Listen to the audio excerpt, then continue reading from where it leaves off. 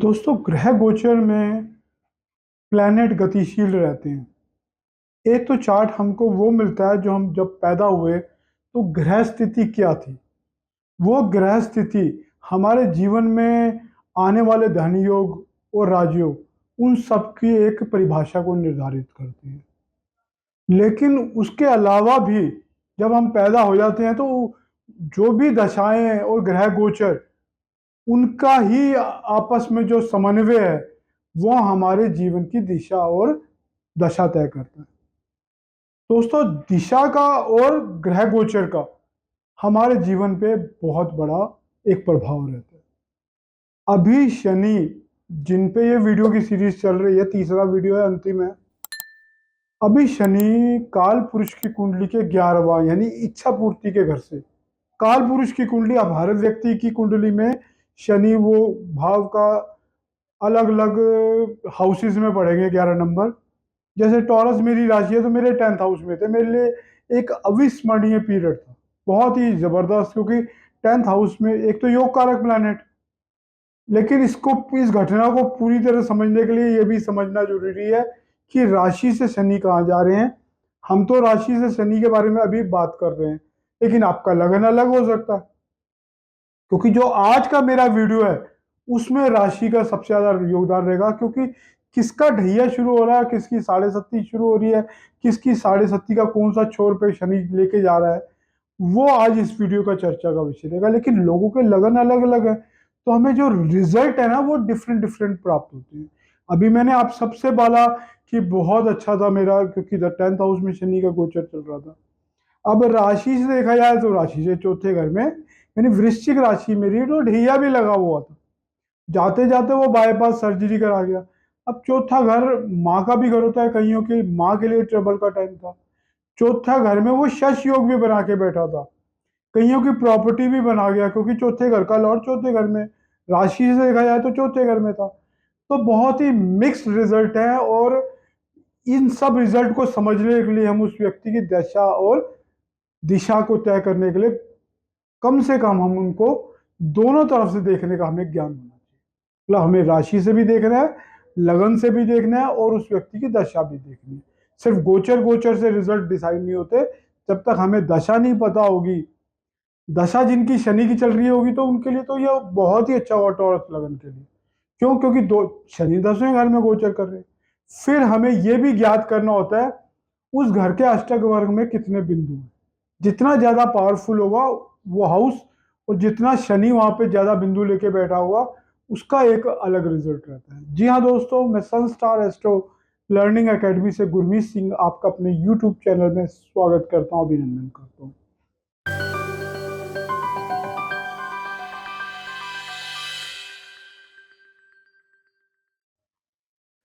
यहाँ पे 5 राशियां रह गई है, सबसे अंतिम से शुरू करता हूँ, क्योंकि कुछ मजेदार बातें हैं जो मीन लगन यानी पाइसेस राशि के साथ जुड़ी हुई है। अभी 29 तारीख को ये घटना घटेगी। घटना घटने वाले दिन यहाँ पर राशि के अंदर ही यानी लगन में इक्लिप्स भी लगेगा। 5 6 प्लेनेट का जमावड़ा भी है इधर, यानी 6 प्लेनेट लगन में ही गोचर कर रहे हैं उस दिन, इंक्लूडिंग चंद्रमा जो कि पंचमेश है। और राहु केतु एक्सिस में ये घर चल रहा है अभी फिलहाल, और राहु यहां से निकल के 12वें घर में जाने वाले हैं। तो एक बात और बता दूं कि जो लोग बहुत तारीफ कर रहे हैं, तो यहाँ पर एक इस राशि, इस लगन के लिए एक घटना और घट सकती है कि सारे के सारे दुश्मन ग्रह वो लगन में यात्रा कर रहे हैं। यानी जो इस असेंडेंट के लिए अकारक ग्रह हैं वो इनके लगन में फिलहाल गोचर कर रहे हैं। तो एक जो मान सम्मान में कहीं ना कहीं, और इक्लिप्स भी यही लग रहा है, तो मान सम्मान में कहीं ना कहीं ठेस लग सकती है। क्योंकि जब लगन में इक्लिप्स लगेगा, लगन में अकारक ग्रह बैठे हुए हैं, इनको अपनी हेल्थ के प्रति, अपने प्रति जो भी इनके लोगों में मतलब आक्रोश है, उसको भापना पड़ेगा पहले। कोई व्यक्ति कितना बड़ा सरदर्द खड़ा कर दे कुछ नहीं पता होता। शनि चूंकि यहाँ पे 12th लॉर्ड हो, यानी गुप्त शत्रु होके भी यहाँ जा रहे हैं, लाभेश होके जा रहे हैं, अच्छी बात है। लेकिन गुप्त शत्रु, 12वां घर हमारे गुप्त शत्रु का है, उसकी तरफ भी देख रहे हैं, तो बहुत नेगेटिव इनके लिए नहीं है। ये जे 6 के 6 प्लैनेट इधर उधर हो जाएंगे बहुत जल्दी, महीने 2 महीने की घटना है। और गोचर स्थायी नहीं होता। स्थायी आपकी खुद की जीवन में जो ग्रह और दशा लेके आए हैं, जो आपके राजयोग लिखवा के आए हैं, वो स्थायी होते हैं। ये घटनाएं आकस्मिक गोचर के वश घट जाती हैं, जो मानव का जीवन कुछ इस तरह से ही चलता है। अब बहुत जल्दी इनके अच्छे दिन भी कैसे आने वाले हैं वो भी बता देता हूँ। अभी जुपिटर मई में यहाँ से निकल के यहाँ आ जाएंगे, और 10th house aspected by Saturn aspected by Jupiter, 10th lord aspect its house, यानी जुपिटर 10th हाउस को भी देखेगा जो कि 10th लॉर्ड है, और लगन का लॉर्ड 4th हाउस में। तो प्रॉपर्टी से रिलेटेड मैटर इनके जीवन में एक मेजर 1 साल के लिए रहेंगे, और बहुत 10th हाउस भी यानी कर्म का क्षेत्र भी 1 साल के लिए एक्टिवेट रहेगा। तो ये कहीं ना कहीं अपने कार्य के प्रति बहुत सजग भूमिका निभाने वाले आने वाले दिनों में, मई के बाद। तो ये जो मैंने बोला ना, जो अभी जो घटनाएं घटेंगी वो क्षण भर के लिए हैं। आपका जुपिटर यहाँ पे 1 साल के लिए आने वाला है। शनि यहाँ 2.5 साल के लिए आके बैठ गया, और शनि 10th हाउस को लगातार देखता रहेगा। बहुत अच्छी घटना है। राहु 12वें घर में जाएंगे इनके मई में, तो विदेश से कहीं ना कहीं इनके तार जुड़ के रहेंगे। अब बात करता हूँ एक्वेरियस की। एक्वेरियस की इनकी लास्ट ढैया का शुरू हो रहा है पैच। मतलब ये 2 ढैया निकाल चुके हैं, और ये लास्ट ढैया में शनि इनके 2nd हाउस में जाएगा। कुछ विदेश से भी धन आने के योग बनते हैं, कुछ लगन का लॉर्ड 2nd हाउस में जा रहा है। अगर शनि को हम मारक के रूप में ना ले तो अच्छे रिजल्ट इनको देने वाला है। जुपिटर के घर जा रहा है, और जुपिटर इनके 5th हाउस में चले जाएंगे मई में, और लगन को सपोर्ट देंगे, भाग्य स्थान को सपोर्ट देंगे। जुपिटर इनकी पढ़ाई के लिए बहुत अच्छा समय आएगा। संतान जिनकी रुकी हुई है, संतान होने की संभावना है। और चूंकि जुपिटर के घर में ही शनि बैठे हैं, तो जुपिटर अगर अगर शनि जुपिटर के घर है तो जुपिटर बहुत वेल प्लेस्ड कहलाएंगे मई में। मैं कह सकता हूँ वन ऑफ द, क्योंकि 2nd और 11 दोनों के घर के लॉर्ड है जुपिटर, और 5th में गए हैं। स्टॉक मार्केट से 1 साल में बहुत पैसा कमा सकते हैं, जो कई बार ऐसा पैसा जिंदगी भर नहीं कमा सकते जो 1 साल में इनके पास आने के योग बन रहे हैं। तो एक्वेरियस के लिए मैं कह सकता हूं धन योग बहुत अच्छा बना हुआ। पंचम में, सप्तम में केतु रहेंगे।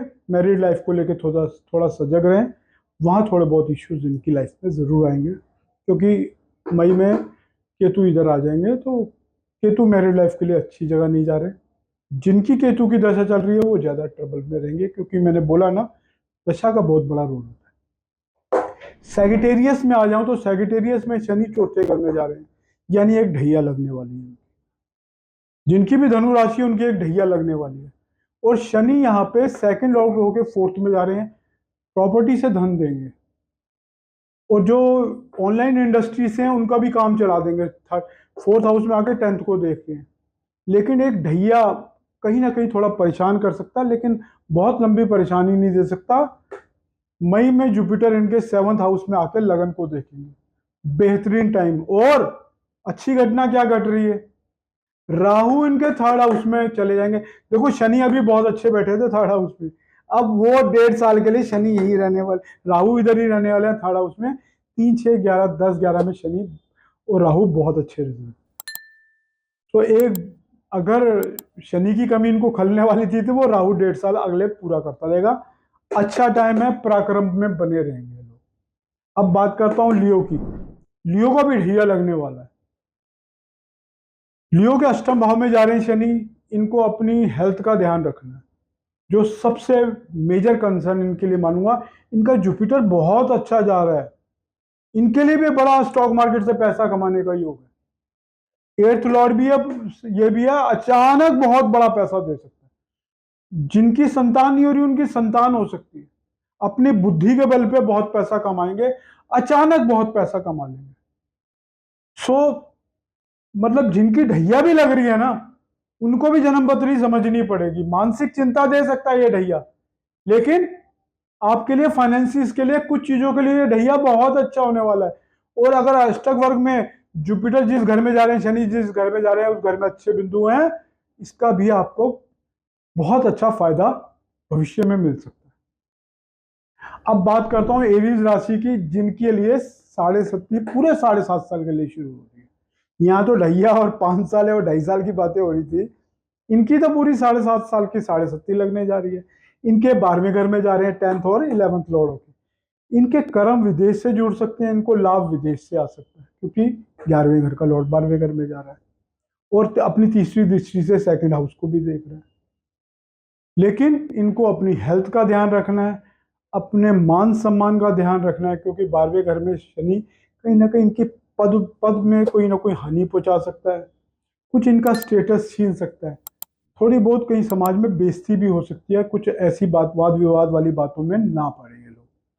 छठे घर को देख रहा है, अच्छी बात है, शनि का छठे घर को देखना, शनि इनके 9th हाउस को भी देख रहे हैं। अगर पढ़ाई से रिलेटेड कोई काम कर रहे हैं तो वो उनका अच्छा रहने वाला है। अब इनके लिए ऐसा कोई भाव जो एक्टिवेट कर रहे हो दोनों प्लैनेट, देखिए तो कौन सा बनता है, ये इनका 9th हाउस है। अगर ये हायर स्टडी करना चाहते हैं तो जुपिटर की भी इस पे प्रभाव है और शनि का भी इस पे प्रभाव है। हायर स्टडीज के लिए 9th हाउस, लॉन्ग ट्रेवल के लिए ये 2.5 साल या 1 साल का पीरियड बहुत एक्टिवेटेड रहेगा। तो मैं ये कह सकता हूँ 7.5 जरूर शुरू हो रही है, कुछ लग्नों के लिए या कुछ ढैया शुरू हो रहा है कहीं, लेकिन सबके लिए कुछ ना कुछ पॉजिटिव्स भी हैं। हमेशा नेगेटिव्स बातें सुन के नेगेटिव में मत घबरा के बैठ जाना। 7.5 जीवन में आपको जो सीख देके जाती है, जो आपको मेच्योर बना के जाती है, ऐसा कोई प्लेनेट नहीं है जो शनि और राहु की टक्कर पे आपको अनुभव देता हो या मेच्योर बनाता हो। धन्यवाद दोस्तों, मेरा वीडियो पसंद आए तो शेयर, लाइक एंड सब्सक्राइब जरूर कीजिएगा। धन्यवाद।